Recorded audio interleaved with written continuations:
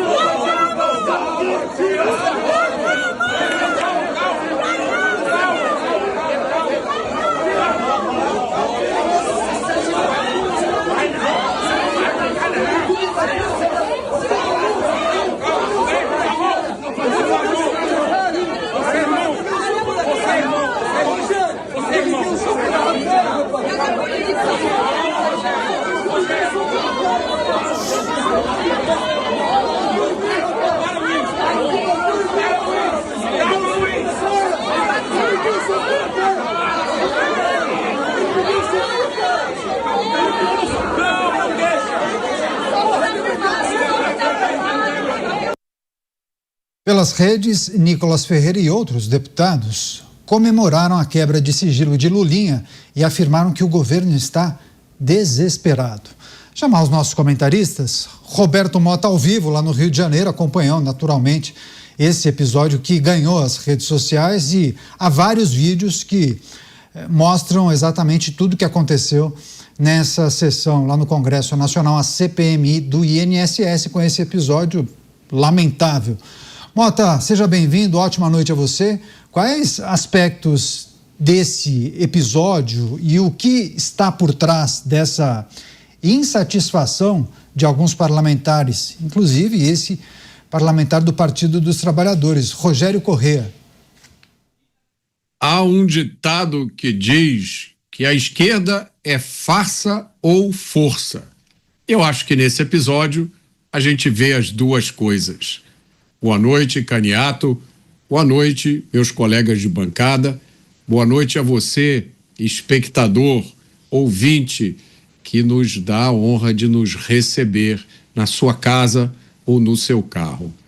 Só mesmo com uma covardia para dar um soco no deputado Luiz Lima e depois se refugiar atrás da turma do Deixa Disso. Luiz Lima é atleta, é grande, ele foi nadador de grandes distâncias. Tem que ser uma pessoa muito preparada para puxar uma briga com ele, para agredi-lo e depois aguentar as consequências. Quebra de sigilo é sempre uma coisa delicada. Sigilo existe por uma razão, para proteger dados pessoais que não devem ser de acesso público. Toda comissão parlamentar tem caráter político, isso é inevitável, especialmente em ano eleitoral. Alguns parlamentares estão lá na comissão para realmente investigar o que aconteceu. Outros estão para fazer política, para impedir que se chegue a qualquer conclusão que prejudique o seu lado. O ditado diz que quem não deve, não teme. Agora, a gente tem que pensar diante dessas cenas. Se a simples quebra de sigilo provoca esse desespero, imagine o que aconteceria se essa quebra encontrasse alguma evidência de má conduta.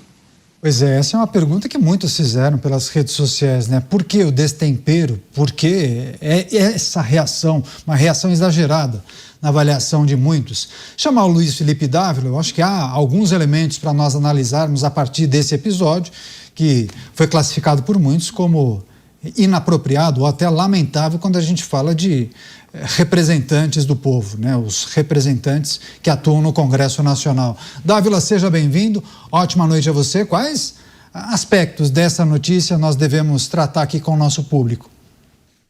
Boa noite, Caniato, Mota, Musa e a nossa querida audiência. É realmente um episódio lamentável, o descontrole de parlamentares que não conseguem se comportar com dignidade num debate de uma CPI. Afinal de contas, a abertura do sigilo do filho do presidente da República não deveria causar tanta revolta.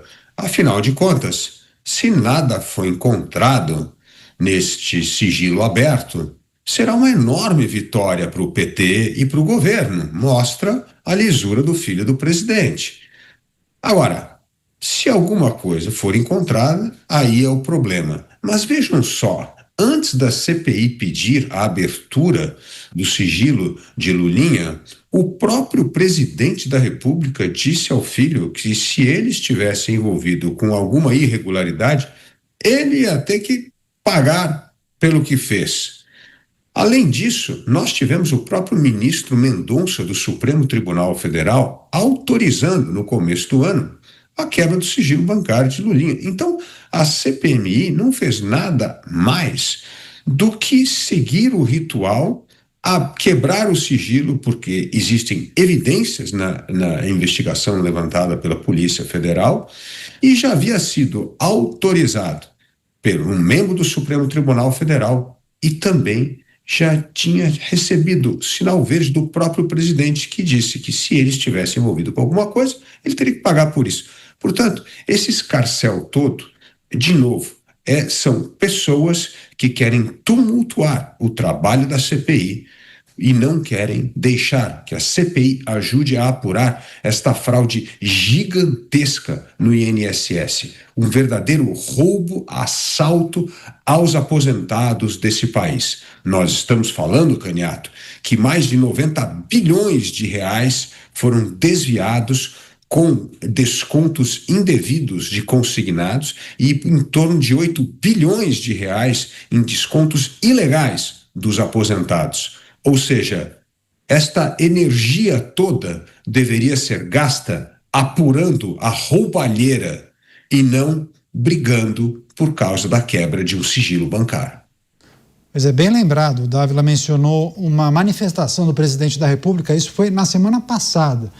Concedeu uma entrevista, um dos jornalistas questionou justamente essa possibilidade do filho ser convocado para participar da CPMI ou eventualmente até ter o sigilo quebrado, e aí o presidente disse o seguinte para o jornalista: se tiver filho meu envolvido nisso, será investigado. Foi o que disse o presidente na semana passada. Chamar o Bruno Musa, o Bruno também está acompanhando essa situação que envolve a CPMI do INSS, a investigação avança, naturalmente nomes surgem, nomes vêm à tona, e hoje uma grande confusão após a aprovação da quebra do sigilo do presidente Lula. Ele é conhecido como Lulinha. E aí uma situação muito inusitada ou até bizarra, né, Musa? Uma confusão generalizada nesse plenário onde era realizada a sessão. Enfim, quais destaques, quais são suas impressões a partir desse episódio? Bem-vindo. Boa noite, Caniato, Mota, Dávila, todos que nos escutam. Bom, o primeiro ponto, quando eu vi essas imagens ali por volta da hora do almoço, foi algo lamentável, algo triste, né? Porque, no fundo, nós estamos falando de parlamentares, de políticos que, independente do espectro político e ideológico de cada um, são pessoas que, mesmo dentro de um sistema disfuncional político como é o brasileiro, no meu entender, você tem ali pessoas que foram, diretas ou indiretamente, escolhidas para ser o representante da população.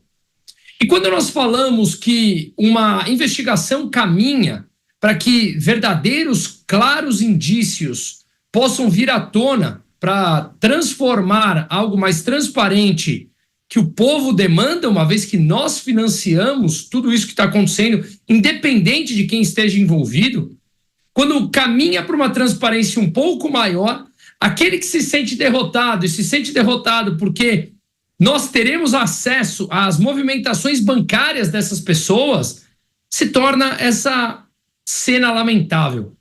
A política brasileira é carregada disso. Eu lembro uma vez, quando o então ministro da Economia, o Paulo Guedes, gostem dele ou não, mas é uma pessoa extremamente esclarecida, conhecedora do tema, estava lá dentro do parlamento brasileiro e uma pessoa o chamou de tchutchuca. É o nível que nós queremos. Então, é o que eu sempre brinco, quando a gente planta batata, dificilmente colheremos outra coisa senão batata. Significa que, se nós plantamos isso dentro da política brasileira, é isso que a gente colhe. Cenas lamentáveis como essas, que independente do lado ou do perfil ideológico, são pessoas que, pelo visto, não sabem se comportar, mas foram eleitas pela população para lá estarem, comandarem as nossas vidas, estabelecerem regras, mudarem regras do jogo, muitas vezes questionáveis, estipularem determinados limites que muitas vezes eles também passam desses limites. Então são cenas grotescas que ficam, mais uma vez, para a triste história da política brasileira.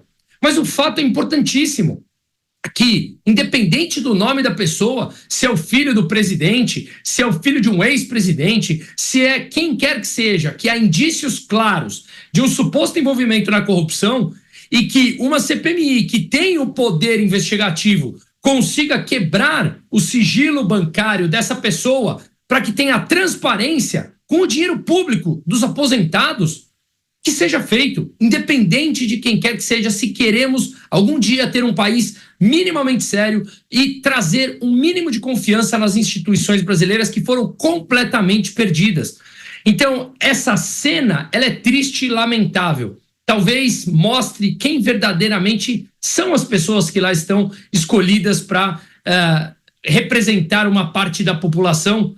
E, por outro lado, o fato em si, que as investigações continuem avançando, e não importa o nome, não importa o cargo, não importe o histórico dele, que seja punido de acordo com aquilo que ele vem fazendo, se rompeu a Constituição, desviando dinheiro público, não importa de onde, que pague. Um dia histórico, assim como ontem também no Brasil. Pois é, daqui a pouco, inclusive, quero chamar a atenção da nossa audiência, uma entrevista especial, a gente vai entender exatamente o que aconteceu nessa sessão, essa grande confusão.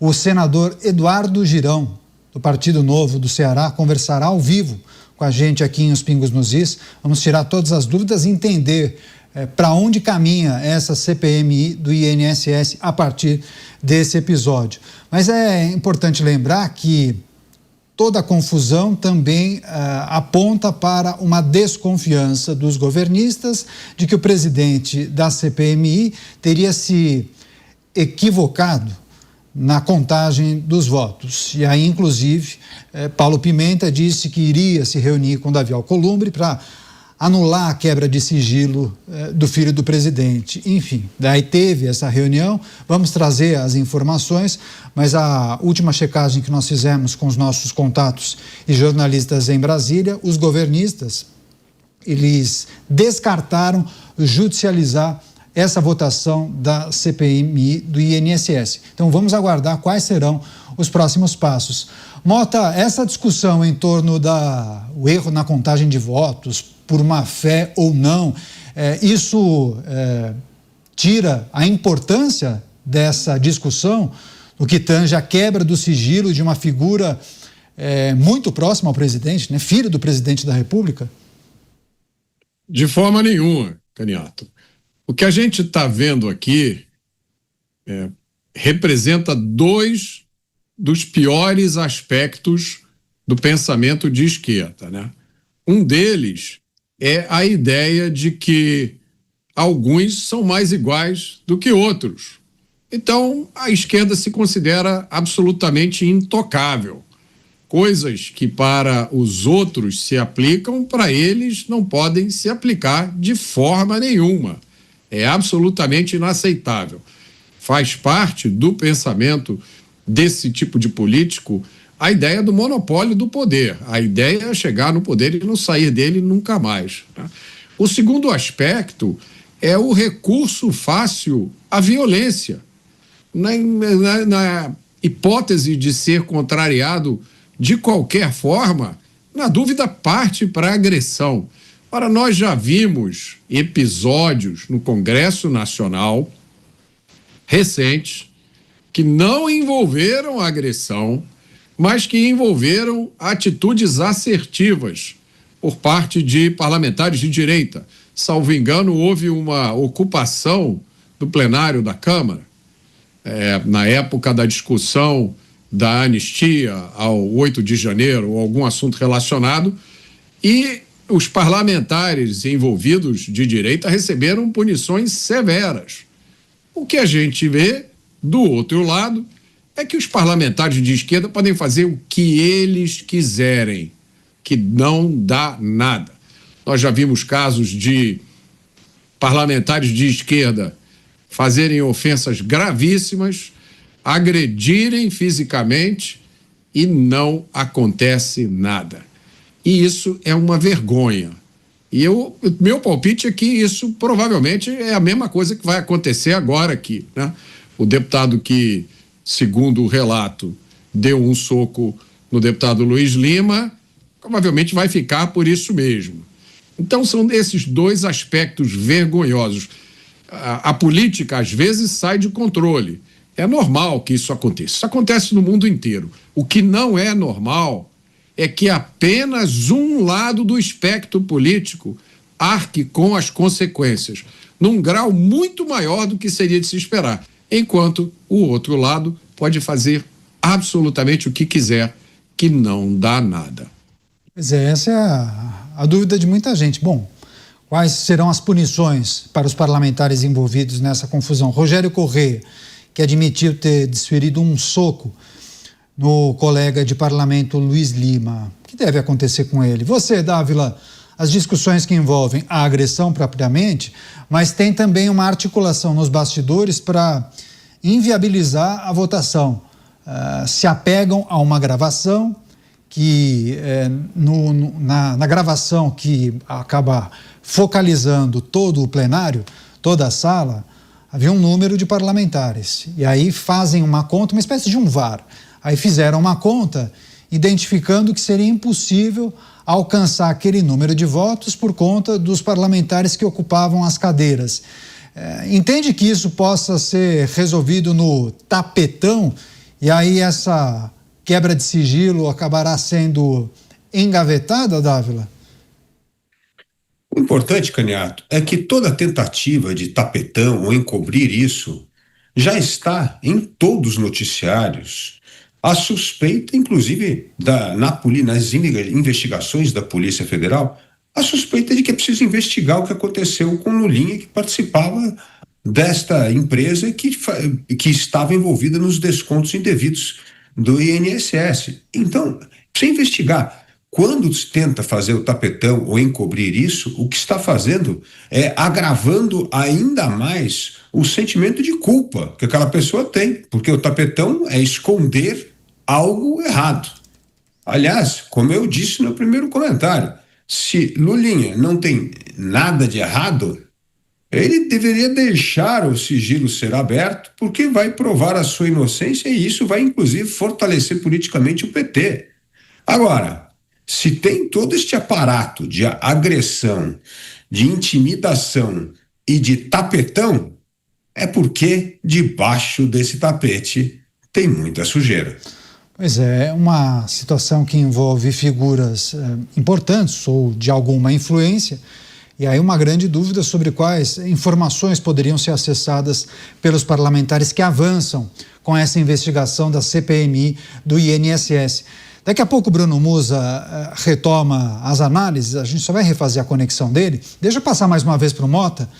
Eu queria que o Mota discorresse sobre quais são os riscos de uma investigação que avança e começa a chegar bem perto de gente conhecida, gente influente, gente poderosa, ou gente que tem parentesco com figuras fundamentais na organização da República, sempre fica uma pulguinha atrás da orelha, né, do cidadão como, poxa, é interessante, será que eles vão chegar às figuras centrais?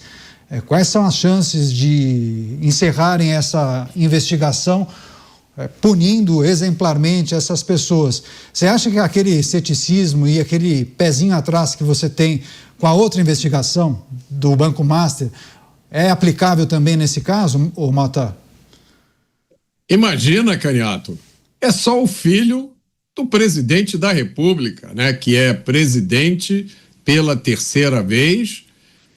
Esse é o quinto mandato presidencial desse mesmo partido desde 2003.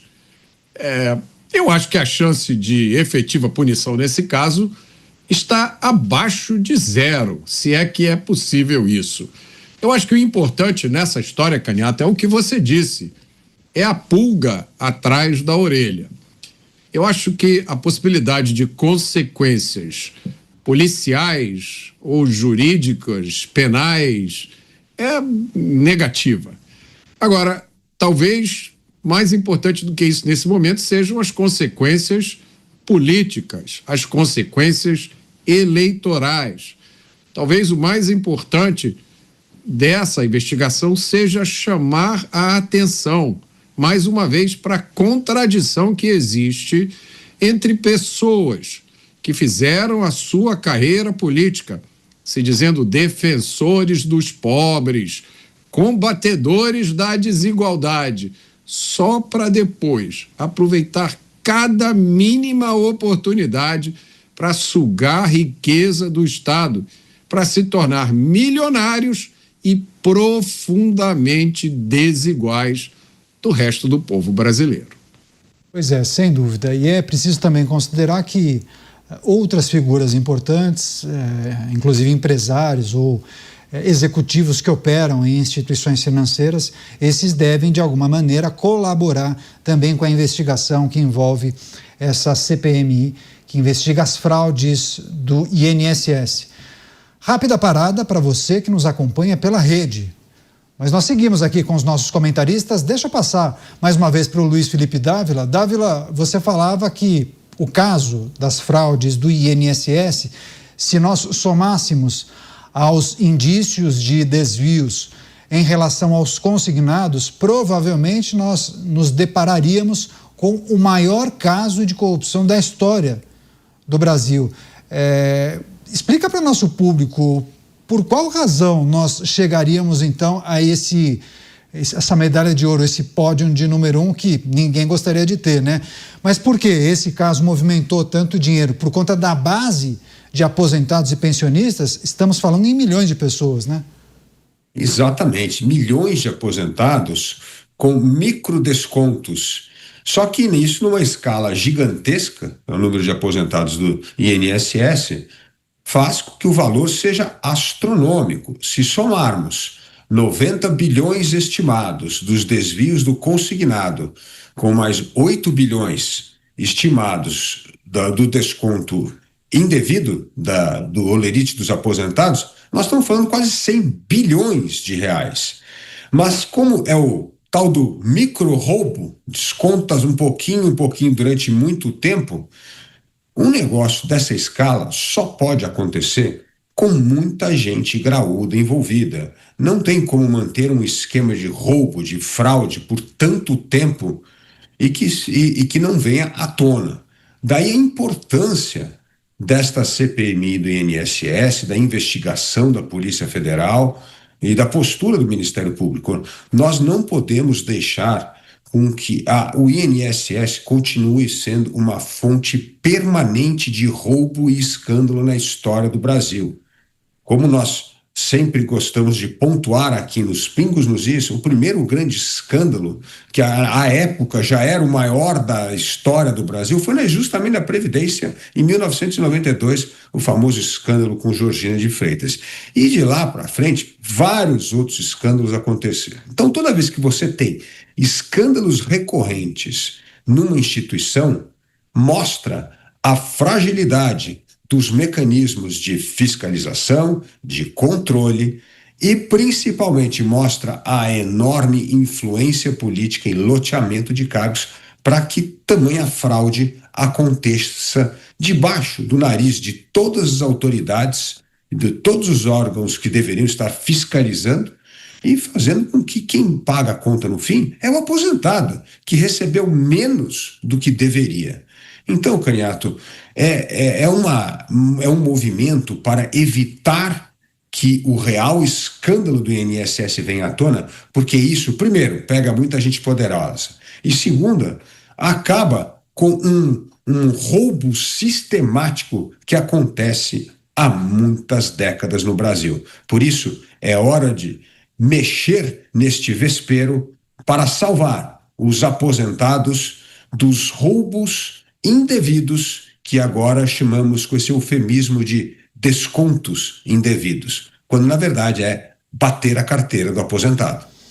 Pois é, programa Os Pingos nos Is, em destaque a CPMI do INSS. Eu vou receber a rede, depois eu passo para o Bruno Musa, que inclusive há várias manifestações de figuras ligadas às duas partes. Recebendo a rede Jovem Pan, seja bem-vindo aqui ao programa Os Pingos nos Is. A oposição acaba derrotando o governo, essa foi a leitura, e aprovou uma série de quebra de sigilos, inclusive do filho do presidente da República, e em destaque para quem nos acompanha pela TV, uma grande confusão, inclusive com troca de agressões. Essa sessão foi marcada por um episódio específico em que um parlamentar do Partido dos Trabalhadores acaba desferindo um soco contra um parlamentar do Partido Novo. Deixa eu trazer um outro destaque, porque antes mesmo da aprovação da CPMI do INSS, o ministro André Mendonça autorizou em janeiro a quebra de sigilo do Lulinha, após um pedido da Polícia Federal.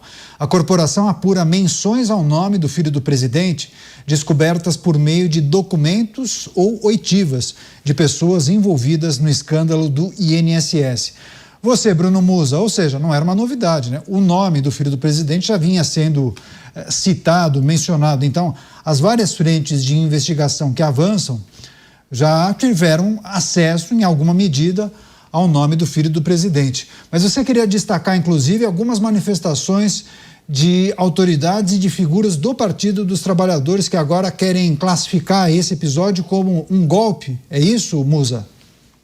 Exato. Bom, primeiro falando do nome do Lulinha, que você mencionou, nenhum nome que está pipocando agora para o momento, nenhum, seja do INSS, seja do Banco Master, de qualquer um desses escândalos que eles se entrelaçam em algum momento na história, não é pura coincidência, nenhum desses nomes, eles aparecem agora como surpresa, Caniato. A gente já vem falando deles aqui, a gente já vem lendo sobre eles nos principais meios de comunicação, justamente porque esses indícios agora começam a se concretizar e as ações começam, melhor dizendo, a se concretizar para que aqueles indícios se tornem, de fato, algo concreto. Foi provado ou não foi provado, mas a surpresa é zero. Novamente, volta naquela brincadeira que a gente sempre faz aqui, entre ceticismo e otimismo, né? São nomes grandes, né, da política brasileira, importantíssimos, mas que começam realmente a gerar algum tipo de expectativa de que, se vierem a estar envolvidos, isso pode culminar em alguma condenação maior.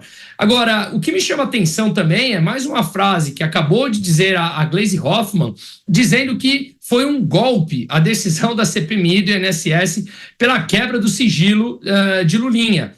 A questão é que eles banalizaram tanto a palavra golpe para absolutamente tudo, que quando você banaliza tudo, ela não significa mais absolutamente nada, né? Então, se você precisa toda hora falar que você é honesto, alguma coisa estranha está acontecendo aí. Então, de novo, o que seria o golpe para ela agora, nesse sentido? Seria que a CPMI fez de uma maneira legal a quebra do sigilo de uma pessoa que, ao menos, há fortes indícios de um determinado envolvimento em algum fato, não teve nada de legal, não teve absolutamente nada. Agora, quando não sai como eles querem, é um golpe? Essa é a ideia da democracia que a esquerda quer? De novo, se não tem nada a dever, ótimo, ele sai por cima desse jogo ainda. O que chama atenção é quando você faz dentro da legalidade alguma coisa, vira golpe porque é contra eles. Quando é a favor deles, mesmo que não é liberado pela Constituição, aí, dessa vez, pode, né? Pois é, Dávila, trouxemos aqui em destaque a autorização de André Mendonça, as citações que foram feitas ao filho do presidente nos levantamentos apurados pela Polícia Federal, ou seja, não há crime em avançar com uma investigação, sobretudo quando há indícios sobre uma pessoa. Agora, o fato de ter parentesco com o presidente da República, paciência, né? Exatamente. Como eu disse, a CPMI ela apenas está pedindo para a abertura do sigilo do filho do presidente depois que já foi autorizado pelo membro da Suprema Corte, André Mendonça, e que o próprio presidente da República já lavou as mãos, disse que se meu filho tiver alguma coisa envolvida nisso aí, tem que ser punido, tem que ser apurado. Então, assim, não sei por que esse escarcéu, esse tumulto todo dessa tropa de choque do PT, porque é uma coisa que já vem sendo debatida desde janeiro, como você bem colocou. Então, isso vem culminando com o pedido de abertura do sigilo da CPMI. Então, assim, na verdade, um ato político para tentar melar essa história da CPI. Tantas pessoas que participam dessa CPI não querem ver avançar nenhum tipo de investigação séria. Agora, o Mota trouxe aqui um ponto importante. Na verdade, ninguém está esperando que vai acontecer grandes punições, porque infelizmente a gente está vivendo no Brasil da pizza.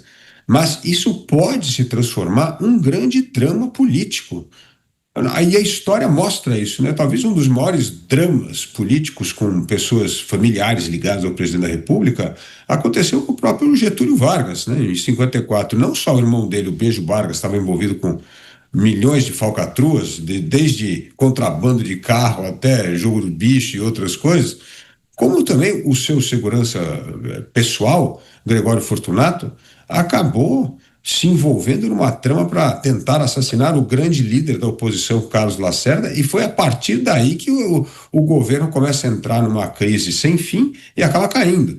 Então nós temos que olhar sempre essas coisas pela dimensão política, não exclusivamente pela CPI, né? Então, isso pode ter transformações importantes se nesta apuração da investigação da Polícia Federal, CPMI e outros órgãos que estão nesta investigação da fraude, venham à tona evidências fortes de que o filho do presidente esteja envolvido com as falcatruas. Pois é, inclusive pessoas da nossa audiência, viu, Dávila, lembraram dos episódios que envolviam o irmão do então presidente Fernando Collor, né? Pedro Collor, aquelas revelações na revista Veja e a turbulenta gestão do Palácio do Planalto naquela ocasião. Enfim, é preciso também considerar esse episódio. Você, Mota, quando a gente avança nesse capítulo das consequências políticas, ainda que muitos consigam separar filho do presidente, em tese, o presidente não tem responsabilidade nenhuma sobre isso. Mas claro que a cada entrevista o presidente seria indagado, questionado. Em um ano eleitoral, haja administração de tempo, né? Eu acho que corre o risco da gente ouvir a frase clássica, né, Caniato? Que já deveria ter virado um slogan partidário. Eu não sabia de nada. Eu não tinha a mínima ideia de que isso estava acontecendo. E é uma coisa difícil de se justificar, né? Provavelmente, se essas investigações, essa quebra de sigilo encontrar alguma evidência de coisas erradas, não vai ser difícil traçar esse fio e através disso, descobrir, né, toda a sequência de eventos que levou a isso.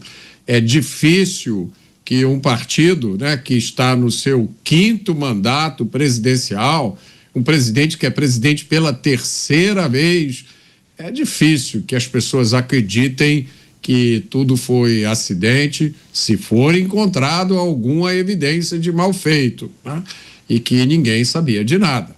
Mas vamos aguardar os acontecimentos. Numa semana, o samba enredo sendo questionado. Na outra semana, a escola é rebaixada. Na outra semana, quebra do sigilo do filho. Ou seja, é inferno astral que fala, Bruno Musa? E você esqueceu de falar das pesquisas também, né? Que vem mostrando uma diferença cada vez mais apertada entre rejeição, inclusive a aprovação do governo Lula caindo e quedas dele no segundo turno. Então, realmente, semana complicada. Mas volta naquilo que eu falei, se você planta batata, você colhe batata. Eles estão colhendo, na verdade, o resultado de um tipo de política que não condiz mais com um país que quer buscar um desenvolvimento agora para o ano de 2026. Eu estava lendo, por exemplo, uma matéria que saiu agora do FMI, mostrando que o Brasil está cada vez mais próximo da metade para baixo do mundo de PIB per capita. No ano 2000, nós estávamos à 21ª posição acima da metade. Agora nós estamos na 9ª posição acima da metade. E cada vez mais os países emergentes abriram essa posição, ou seja, aumentaram a diferença em positivo para eles e negativo para a gente, de PIB per capita. Ou seja, cada vez mais o brasileiro tem a diminuição do poder de compra comparativo a outros países, até mesmo emergentes. Então, essa é uma política que, como a gente vem falando, 72% do século é governado pela mentalidade do PT. E não significa aqui que nós... Não quer dizer que estamos há 2 anos desse século. Já foi 1/4 do século. E mesmo assim, essa mentalidade atrasada, que mantém o país à margem de um crescimento, ela começa a fazer preço agora, no dia a dia do brasileiro. Lembre-se, um ciclo econômico não dura 2, 3, 4, 5 anos, dura 15, 20, 25 anos. E esses 20, 25 anos passaram. Você tinha espaço para se endividar e agora não. Então, é o resultado de um mundo que muda e uma mentalidade que continua presa às ideias do passado.